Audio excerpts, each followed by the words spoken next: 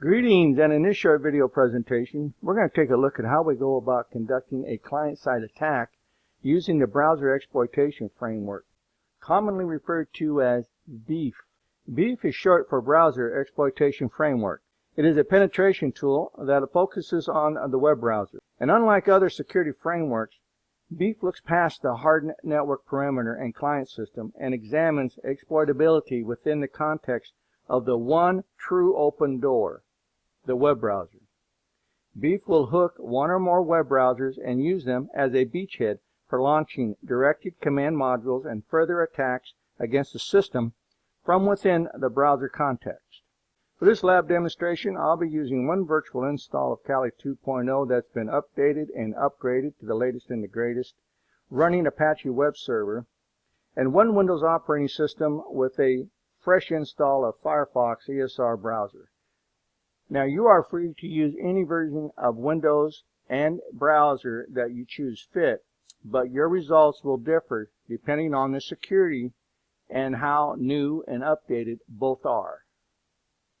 Since BeEF comes pre-installed with the latest version of Kali, there's nothing for us to download and install.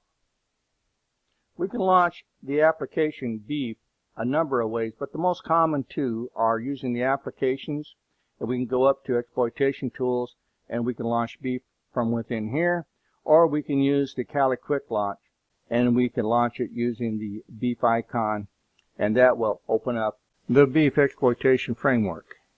For this demonstration, I'm just going to use the shortcut that's in place inside of the quick launch bar. I'm going to go ahead and just click it. This is going to open up the BeEF services inside of the terminal. Give it a chance to open up, and when it comes back to the prompt, that means that the services for BeEF have been started.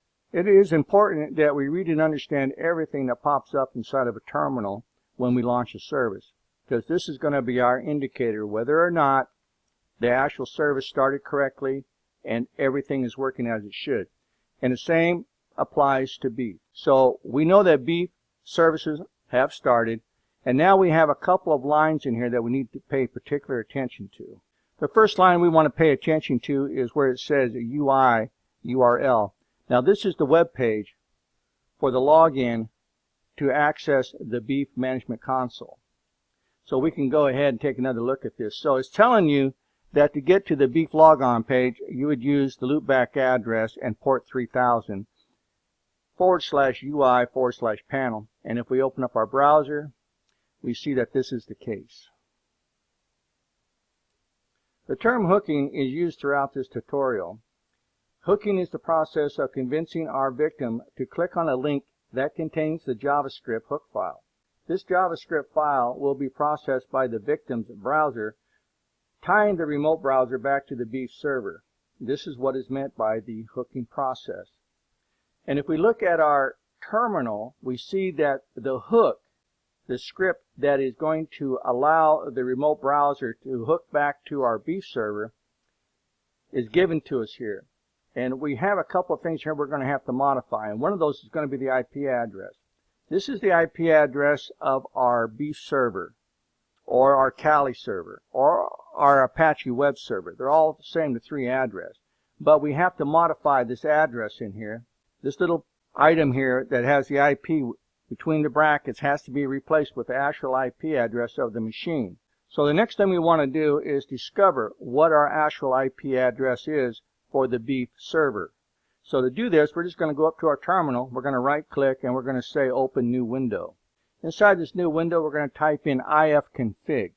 I am concerned with the IP address that is currently assigned to my Ethernet 0, and this is listed under the iNet. And we can see that I'm currently assigned the IP address of 192.168.145.148. Now, I need to remember this because I'm going to use this later on to modify the path to the script, and that's the IP address that's going to go in here. If you launch the BeEF user interface and you do not see this logon screen, that means that your Firefox browser needs to be updated. And you're going to use the app-get upgrade Firefox-ESR command to go ahead and get the latest version of Firefox ESR. Now that we have the IP address, we can go ahead and take the next step, which is starting the Apache web server. To do this, using the same terminal where we launched our BeEF framework, I have typed service space Apache 2 space start. I'm going to go ahead and just hit enter. And if it comes back to the command prompt, we know that the service started successfully. BeEF ties itself in with the Apache web service on our Kali machine, and it uses the default index.html file. So we're going to have to go find this index.html file, and we're going to modify it, and we're going to change some text, and we're going to put in the path for the hook, and we're going to try to entice our victim to visit this website so that they complete the hooking process and connect their browser back to our BeEF server. To get to the index.html file, we begin by going to the Files icon inside of our Quick Launch. Once this opens up, we're going to go down to Other Locations. Next, we're going to click on Computer. And underneath Computer, we're going to click on the var directory. We're then going to click on the www directory. And finally, we're presented with the HTML directory. We open this up, and you'll see that we have an index.html file. Now we have to open up this index.html file, and we're going to edit it using a text editor. To do this, I'm just going to right click, and I'm going to say Open with Other Application. Now you'll see that I have the LeafPad text editor available to me, but you may not. If you don't see a text editor, just go down where it says View All Applications and choose yourself a text editor. I'm going to go ahead and say Select, and this opens up the index.html file. Now you're going to see it a lot different than what we see it here. What you can do here is modify the HTML inside of the document, leaving this part, the HTML tag at the top, the open head, and the title, and you can modify it with what you see here on the screen. This text, all of it, is also available inside of the lab file, and you can just copy it and paste it into this index.html file from the lab file. Now you'll notice that that script, we're going to modify this here just a little bit. I'm going to make this small, bring up my terminal screen over here, and so you can see what I've done here. So this is the script that I need to put between the two header tags for the HTML. The opening and the closing tags need to have this script in between. So I'm going to go back over here, and we're going to open this up again. And you'll see where inside the script I took the IP in the brackets and I modified it with the IP address of my server. This is the IP address that I discovered. Now your IP address is going to be different, so do not use this IP address. You have to discover your own IP address for your Apache web server so that the client will know where to send the request for this JavaScript code. Now once you have the HTML correct inside of this index.html file, you can just go up to File, and then you can just select a Save, and it'll close. We're now ready to proceed with the actual hooking of the client's browser back to our BeEF server. For this next step, we're going to need to log on to the BeEF Management Console, so I'm going to bring that back up real quick.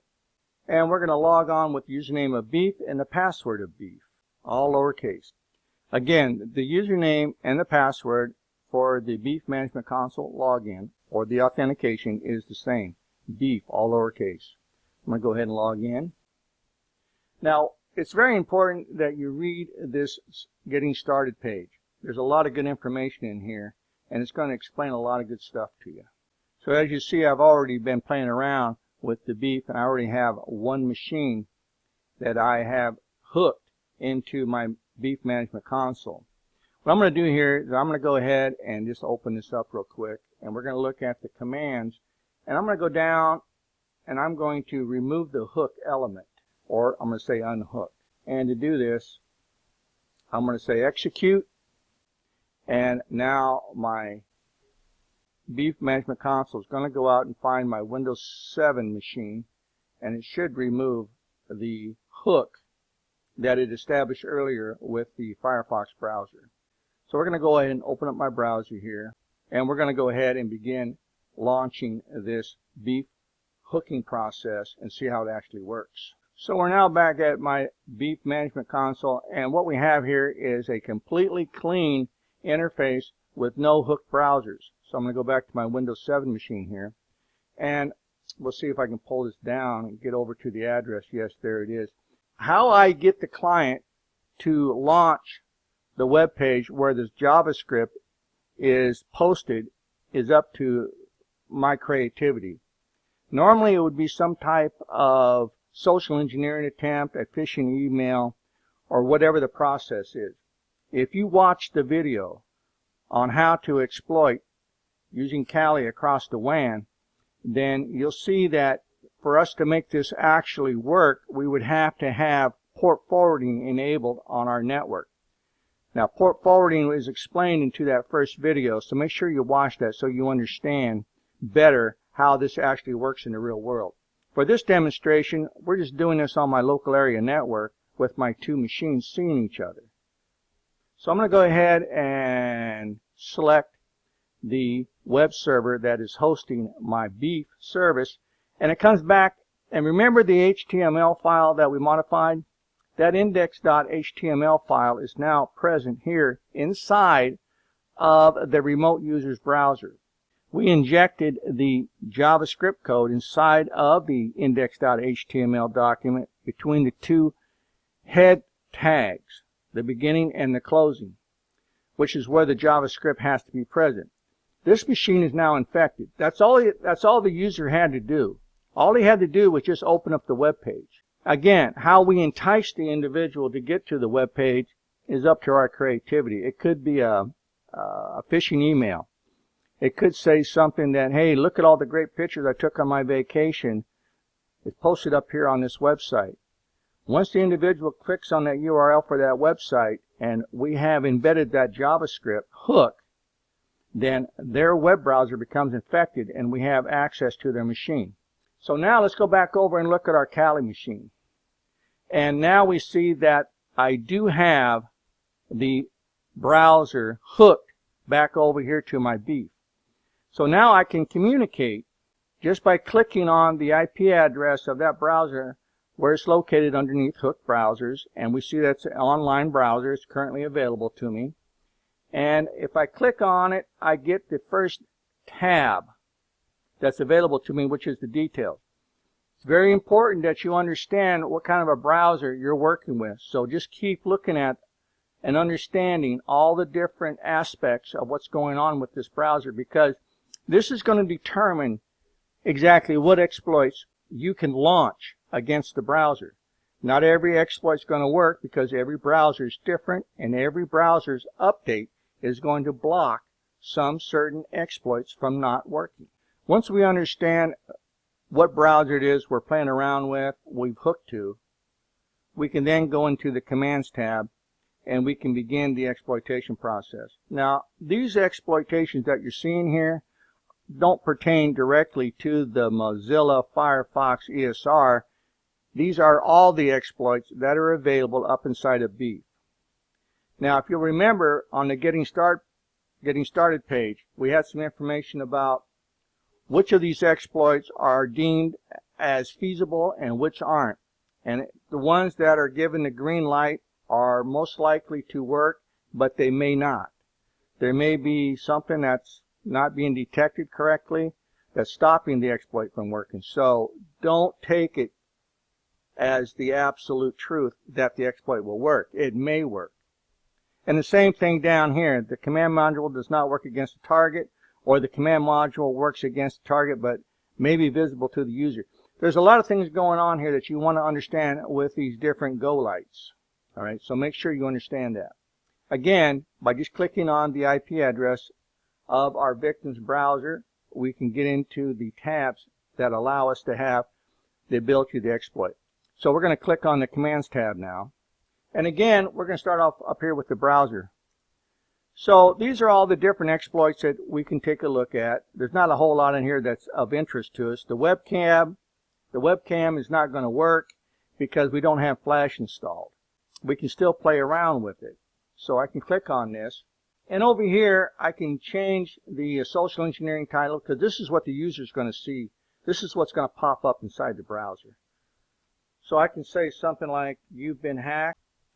Now, we got to make sure that we spell everything correctly because we don't want to look totally illiterate.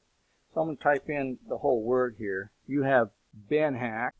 All right. And then we can change this down here into something catchy like, "Don't be a sore loser.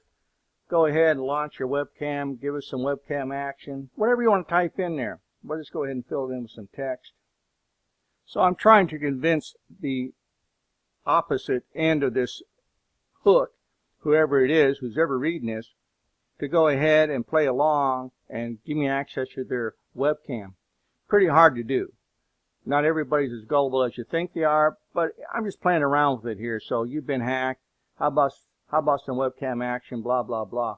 Now down here, you can go ahead and launch the webcam exploit by just saying execute. We say execute. We go back on over to my Windows 7 machine, and there's what we typed in. So this could be something catchy like a free ride or a free ticket, a free airplane ticket, whatever it is. And I got to go back and check my spelling. But you get the idea. So you can be creative with this, and if you can convince the individual to go ahead and play along, then you can get access to their webcam or whatever it is you're trying to get access to. As you can see, there's a lot of different exploits available up inside of the BeEF Management Console. Another one that we can use as a pen tester is get the visited URLs. So if we're wondering if the user has been visiting some type of inappropriate sites, well, I don't know, porn, gaming, gambling, whatever they might be, we can check for those sites up here inside of this particular exploit, and then we just launch it. So I can just leave the beefproject.com there, and we'll see if our browser has any record of this particular URL. So I'll go ahead and say execute.